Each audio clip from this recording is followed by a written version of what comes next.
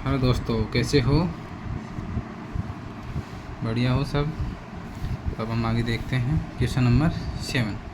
Question number 7 है, from a point on the ground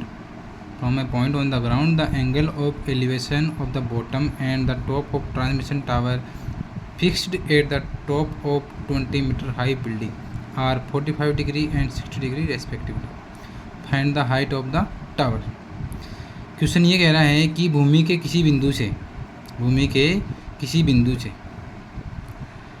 एक building है, उस बिल्डिंग के टॉप पर एक क्या लगा हुआ है? टावर लगा हुआ है। ये मान के चलो एक टावर है, इस बिल्डिंग के टॉप पर एक टावर लगा हुआ है। उस बिल्डिंग की हाइट अपन को दे रखी है कितनी? 20 मीटर। अपन को उसकी क्या दे रखी है? हाइट दे रखी है। अब ये कह रहा है कि जो ये टावर लगा हुआ है, उस टावर के एक तो एंगल बन रहा है फुट से और एक एंगल बन रहा है टॉप से। देखो इसमें लिखा हुआ है the angle of elevation of the bottom का मतलब ये bottom and the top of transmission tower, और टॉप एंड द टॉप से बन रहा है एक टावर। ठीक है, एक तो बॉटम से बन रहा है और एक इस टावर के टॉप से बन रहा है। एंगल ऑफ एलिवेशन भूमि के किसी पॉइंट पे बन रहा है, मतलब भूमि पे ही बन रहा है एंगल। तो देखो इस पॉइंट से तो एक एंगल ये बन गया और इस पॉइंट से एक एंगल मेरा एंगल ऑफ एलिवेशन ये बन गया। अभी कितनी डिग्री बन रहा है? जो बॉटम से जो टावर बन रहा है, तो बॉटम से जो एंगल बन रहा है वो तो बन रहा है मेरा 45 डिग्री, और जो टॉप से टावर बन रहा है, वो कितना बन रहा है? 60 डिग्री बन रहा है। ठीक है, अब इसने पूछा है कि हाइट ऑफ द टावर। इस टावर की अपन को हाइट निकालनी है। इस टावर की अपन को क्या निकालनी है? हाइट निकालनी है। तो सबसे पहले मैं इनको डिनोट कर लेता हूँ, ए बी सी और डी पॉइंट में डिनोट कर लेता हूँ। जो मैंने डिनोट किया उसको मैं लिख लेता हूँ। ठीक है, मैं यहाँ पे लिख लेता हूँ B C is height of building and C D is height of tower. ठीक है, here BC equal to 20 meter, okay, and angle of elevation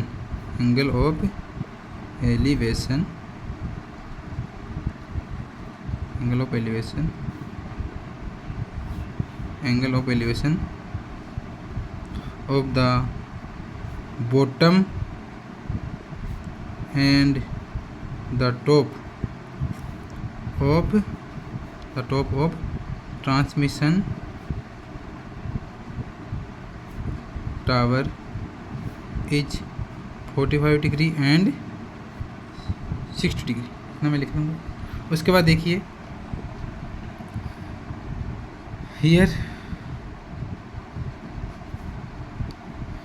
calculate the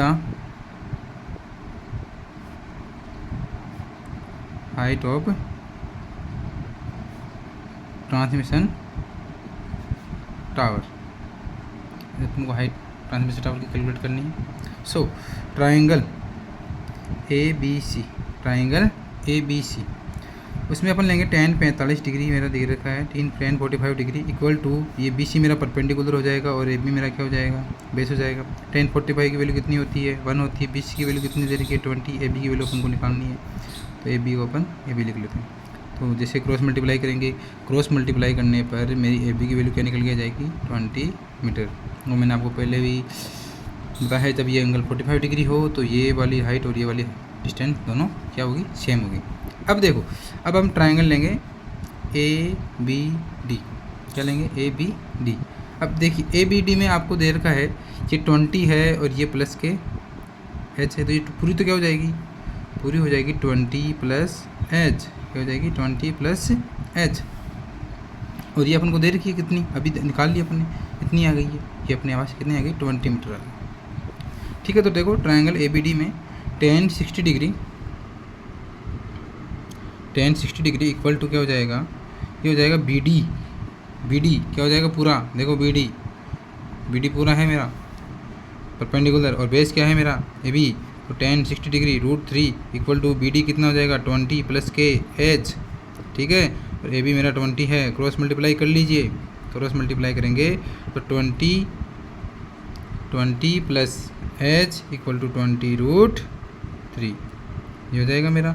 अब देखिए जब एच कैलकुलेट करनी है तो इस 20 को उधर भेजूँगा तो एच इक्वल टू क्या हो जाएगा 20√3 माइनस के 20 कॉमन आया, √3 माइनस 1 ये हो जाएगा मेरा 20√3 की वैल्यू 1.732 माइनस 1 तो 20 मल्टीप्लाई 0.732 इसको मल्टीप्लाई कर लेना, जो वैल्यू कैलकुलेट आई वो ठीक है, नहीं तो यहाँ तक भी आपका ठीक है। अब यहाँ तक करते हो तो भी ठीक है, वैल्यू कैलकुलेट करते हो तो भी ठीक है, इसमें कोई दिक्कत नहीं है।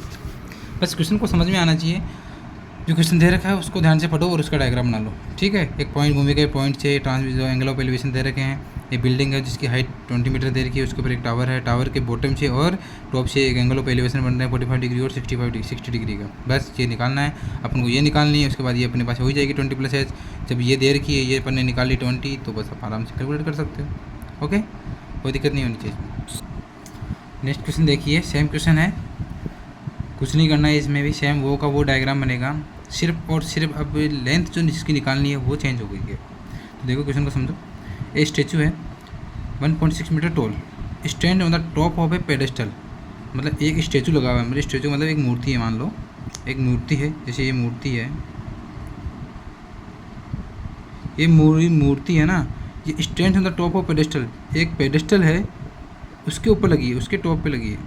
Stand on the top, statue कहाँ लगा हुआ है, एक पेडेस्टल, ये पेडेस्टल है मेरा, ये मेरा पेडेस्टल है। उस पेडेस्टल के टॉप पर क्या लगी हुई है, एक मूर्ति लगी है जिसकी लंबाई कितनी दे रखी है 1.6 मीटर टॉल। जैसे क्वेश्चन बन रहा है वैसे वैसे सब डायग्राम बनाओ साथ में। उसके बाद देखिए, from a point on the ground, from a point on the ground के किसी पॉइंट पर the angle of elevation of the top of statute, किसी पॉइंट ग्राउंड पर किसी पॉइंट पर एक एंगल ऑफ एलिवेशन बन रहा है टॉप ऑफ स्टैचू। अब स्टैचू तो ये है मेरा, इतना है, इसके टॉप से एक एंगल ऑफ एलिवेशन बन रहा है कितना 60 डिग्री। बना दो, एंगल ऑफ एलिवेशन 60 डिग्री बन रहा है, बना दो सर। एंगल ऑफ एलिवेशन कितना बन गया 60 डिग्री बन गया, ठीक है जी। उसके बाद कह रहा है and from the same point, from the same point, ये सेम पॉइंट है, same point the angle of elevation of the top of the pedestal.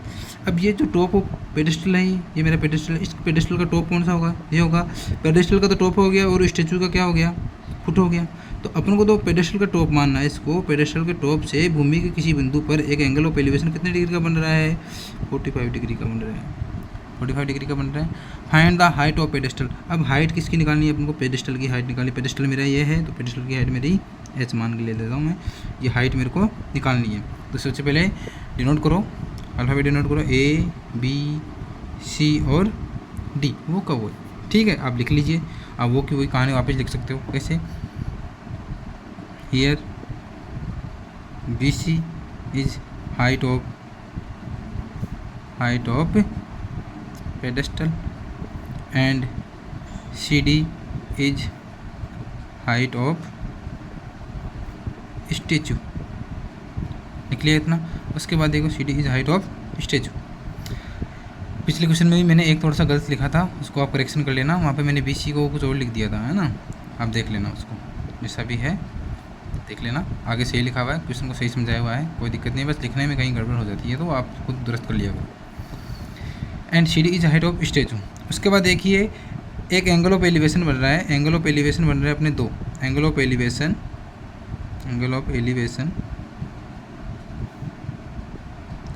60 degree, angle of elevation 60 degree कहाँ से बन रहा है, from the top of the statue and 45 degree from the top of the pedestal, ठीक है, इतना लिख लोगे आप। इसके बाद देखिए, अब देखिए आपको ट्रायंगल कौन कौन सा लेना है। ट्रायंगल एक बार तो आपको ABC लेना है, राइट एंगल ट्रायंगल है मेरे ये ABC, और एक बार ABD। तो दोनों ट्रायंगल लो, दोनों से आराम से आप इस क्वेश्चन की वैल्यू निकाल सकते हो। पहले मैंने क्या निकाली थी, पहले मैंने को ये मेरे को दी हुई थी और ये मेरे को निकालनी थी, तो मैंने निकाली। अब मेरे पास ये दी हुई है और ये मुझे निकालनी है। तो सबसे पहले तो ये बताओ कि पूरी डिस्टेंस कितनी हो जाएगी मेरी, 1.6 प्लस के एच हो जाएगी, नहीं हो जाएगी। जो मेरी बी से लेकर डी तक की जो डिस्टेंस है 1.6 प्लस के एच हो जाएगी। ठीक, ले लीजिए। अब ट्राइंगल लो, triangle A B C, triangle A B C लेंगे। ट्राइंगल ए बी सी में क्या हो जाएगा, ट्राइंगल ए बी सी में देखो 45 डिग्री लेंगे, tan 45 डिग्री बेस परपेंडिकुलर मेरा बी सी है और मेरा ये मेरा ए बी है। अब देखिए tan 45 डिग्री की 1 होती है, बी सी की वैल्यू कितनी दे रखी है, एच दे रखी है, और ए बी मेरे को निकालना है। तो ए बी इक्वल टू क्या हो जाएगा मेरा एच, इक्वेशन नंबर 1 दे दो। ठीक है, उसके बाद देखिए अब लो आप triangle A B D, triangle A B D में लेंगे। तो ट्राइंगल देखो ए बी डी में, देखो ए बी डी में tan 60 डिग्री इक्वल टू क्या हो जाएगा, अब मेरा परपेंडिकुलर क्या हो जाएगा, यहाँ पे बी डी और upon A B, B D upon A B. जब मेरा B D upon A B हो गया तो B D upon A B से देखो अब tan 60 की वैल्यू कितनी होती है, √3, और बी डी की वैल्यू 1.6 प्लस के एच, और ए बी की वैल्यू ए बी रख लो एक बार। ठीक है, अब यहाँ पर आप देख सकते हो from equation 1 A B equal to H, यहाँ पे इसे लिख सकते हो। उसके बाद देखिए √3 इक्वल टू 1.6 प्लस के एच अपॉन ए बी की वैल्यू कितनी है, एच, यहाँ पे दे रखी है अपने पास। अब आप इसको क्रॉस मल्टीप्लाई कर लो, √3 एच इक्वल टू 1.6 प्लस के एच, ये हो गया। इस एच को इधर लेके आएंगे तो क्या हो जाएगा, √3 एच माइनस के एच इक्वल टू 1.6, ये हो गया। यहाँ पे एच कॉमन लेंगे तो क्या हो जाएगा, √3 माइनस के 1 इक्वल टू 1.6। मैं यहाँ पे कर देता हूँ थोड़ा सा। अब एच इक्वल टू क्या हो जाएगा, एच इक्वल टू हो जाएगा 1.6 अपॉन √3 माइनस 1। अब मेरे को √3 माइनस ये रूट नीचे से हटाना है तो ऊपर नीचे कैसे करूँगा, मल्टीप्लाई करूँगा इसके अपोजिट साइन से। अगर ये सिंगल होता तब तो कोई दिक्कत नहीं है, लेकिन यहाँ पे अगर माइनस है तो मैं गुणा करूँगा अपोजिट साइन से, √3 प्लस 1 और √3 प्लस 1। जब मैं ये कर रहा हूँ तो 1.6 √3 प्लस 1, इसको करेंगे तो ये x माइनस वाई और x प्लस वाई का जो एक आइडेंटिटी है मेरी वो बन जाएगी। तो ये 3 माइनस 1 हो जाएगा, 1.6 अपॉन 2, और यहाँ पे √3 प्लस 1 है ही मेरे पास। जब इसको मल्टीप्लाई किया तो 0.8 क्या हो जाएगा, 0.8 √3 प्लस 1, ये मेरा आंसर आ जाएगा फाइनल। ये किसकी ऊंचाई आई है, किसकी हाइट आई है, ये पेडेस्टल की हाइट आई है। किसकी हाइट आई है, पेडेस्टल की। तो आप नीचे लिखोगे height of the pedestal is equal to 0.8 √3 plus 1। Okay, दोबारा देख सकते हो आप क्वेश्चन को। क्वेश्चन ये दे रखा है, इसमें देखो कैसे सॉल्व किया है। आपको मैं इनकी सब की इमेज बना करके एक PDF फाइल में आपको मैं डाल दूँगा, यूट्यूब चैनल पर भी डाल दूँगा, और मैं जो मेरे ग्रुप में जुड़ रखे हैं उन ग्रुप में भी मैं इसको डाल दूँगा। नेक्स्ट क्वेश्चन देखिए क्या कह रहा है। Next question, the angle of elevation of the top of a building from the foot of the tower is 30 degree and the angle of elevation of the top of the tower from the foot of the building is 60 degree. If the tower is 50 metre high the find and the height of the building. इसका मतलब ये कह रहा है, एक तो मेरी है इधर क्या है, एक तो टावर का है ना, और एक मेरी क्या है, बिल्डिंग है। एक मेरी क्या है, बिल्डिंग। इसका अपोजिट साइड में क्या है, मेरी एक बिल्डिंग है। तो ये कह रहा है देखो, the angle of elevation of the top of the building, एक मेरी बिल्डिंग है इधर, ये बिल्डिंग है मेरी, ठीक है। Building top of the building, building का टॉप कौन सा हो गया ये, और from the foot of the tower is 30 degree, tower का फुट कौन सा हो गया, ये हो गया। तो इस बिल्डिंग के टॉप से टावर के फुट तक जो एंगल ऑफ एलिवेशन बन रहा है वो कितना बन रहा है, 30 डिग्री बन रहा है। चलो हाँ बना लो 30 डिग्री, ठीक है। फिर कह रहा है the angle of elevation of the top of the tower, इसके टावर से टॉप से from the foot of the building, building का फुट कौन सा है, ये है मेरा बिल्डिंग का फुट। इस बिल्डिंग के फुट तक एंगल ऑफ एलिवेशन बन रहा है मेरा 60 डिग्री। कितना डिग्री बन रहा है, 60 डिग्री बन रहा है। अब ये कह रहा है कि if the tower is 50 metre high, tower की हाइट कितनी है, 50 मीटर है। टावर की हाइट कितनी है, 50 मीटर है। अगर टावर की हाइट 50 मीटर है तो पूछा क्या है, find the height of the building. इस बिल्डिंग की हाइट पूछी है अपन को, एच अपन को पूछी है। तो मार्क कर लो A, B, C और D। जो रामायण है वो आप लिख सकते हो यहाँ पर। क्या लिखोगे, BC, BC क्या है मेरी, height of the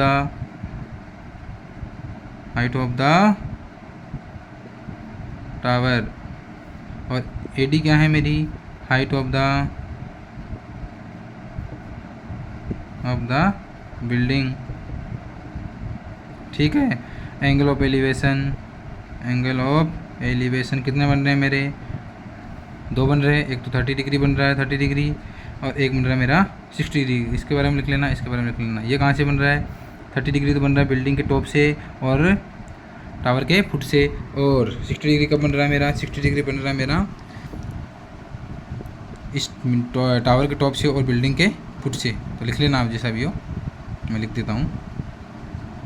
angle of elevation 30 degree is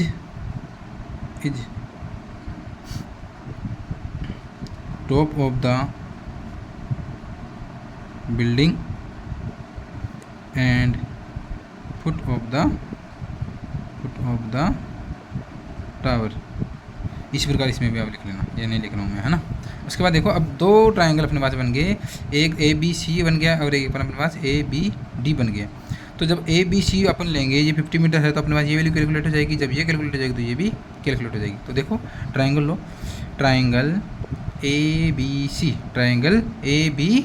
जब अपन ट्रायंगल ABC ले रहे हैं तब इसमें क्या होगा, ट्रायंगल ABC में क्या होगा, ट्रायंगल ABC इसमें देखो tan 60 डिग्री की वैल्यू में लिख लेता हूँ, और परपेंडिकुलर क्या है मेरे पास BC, और मेरे पास बेस क्या है AB।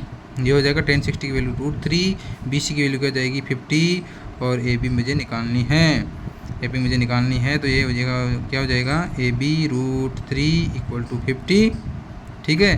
तो AB इक्वल टू हो जाएगा 50√3। एक बार इसे इतना ही लिख लो, 50√3, रूट मत उठाओ, कोई दिक्कत नहीं है। उसके बाद देखिए, अब मैं ट्रायंगल ले रहा हूँ, ट्रायंगल ABD ले रहा हूँ। वो एंगल कितना लूँगा, 30 डिग्री। ट्रायंगल कितना लूँगा, 30 डिग्री। तो इसमें देखो, अब देखिए परपेंडिकुलर AD है और बेस मेरा AB है, और AB की वैल्यू मेरे को दे रखी है अब की बार, तो tan 30 की वैल्यू √3। AD मेरे को क्या निकालना है, AD S निकालना है, और AB मेरे को कितनी दे रखी है, 50√3। तो क्रॉस मल्टीप्लाई कर लो इसको, क्रॉस मल्टीप्लाई करेंगे तो क्या हो जाएगा, इससे मल्टीप्लाई, ये हो जाएगा √3H, और ये हो जाएगा 50√3, ये हो जाएगा 50√3। अब देखिए इसमें √3 का इसके अंदर क्या लग जाएगा, भाग लग जाएगा इसके अंदर आके। यहाँ पे S निकालने के लिए तो क्या करेंगे, 50√3 में किसको डिवाइड कर देंगे, √3 से डिवाइड कर देंगे ना। तो √3 क्या हो जाएगा, ये 3 हो जाएगा, ठीक है। तो इसकी हाइट आ जाएगी 16/2/3 मीटर, ये आ जाएगा। किसकी हाइट आ गई, ये बिल्डिंग की हाइट आ गई। ओके गाइज,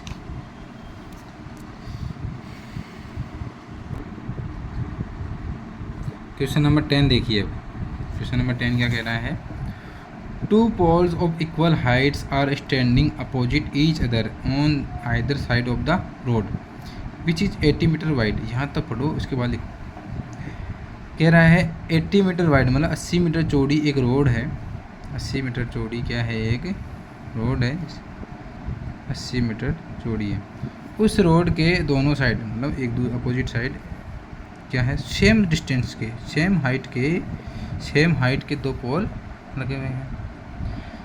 सेम हाइट के 2 पोल लगे, 2 पोल लगा लिए अपन ने। From a point between them on the road, point between मतलब रोड के एक बीच पॉइंट से, रोड के बिटवीन एक पॉइंट है, उससे the angle of elevation of the top of the poles are 60 degree and 30 degree.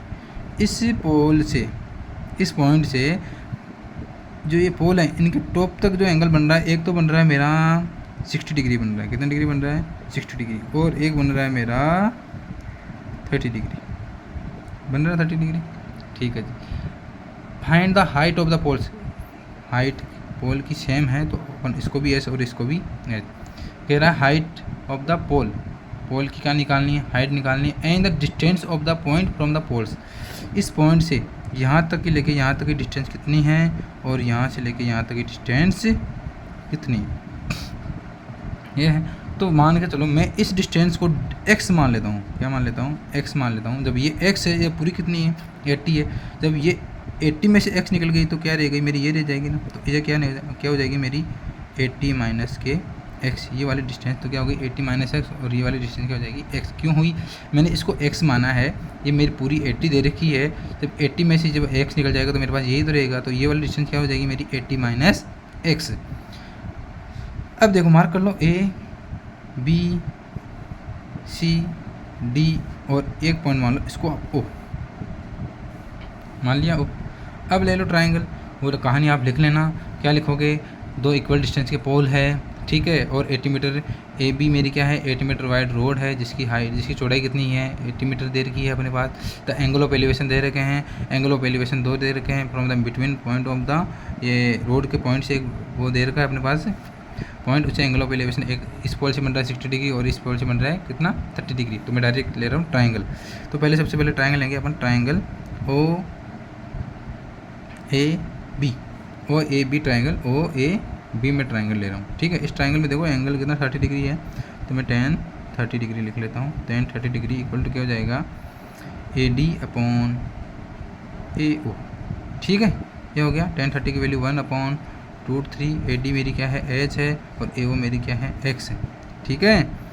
तो क्या हो जाएगा x इक्वल टू क्या हो जाएगा √3h, √3h हो गया, √3h हो जाएगा, x इक्वल टू √3h हो गया। इसको मैं दे देता हूँ इक्वेशन नंबर 1। उसके बाद देखो अब ट्राइंगल लेंगे अपन, triangle O B C, triangle O B C. अब इसमें देखो tan 60 डिग्री लेंगे, tan 60 डिग्री इक्वल टू क्या हो जाएगा मेरे पास B C upon O B, B C upon O B. tan 60 की वैल्यू √3 है, बी सी क्या है एच, ओ बी क्या है मेरे पास 80 माइनस के एक्स।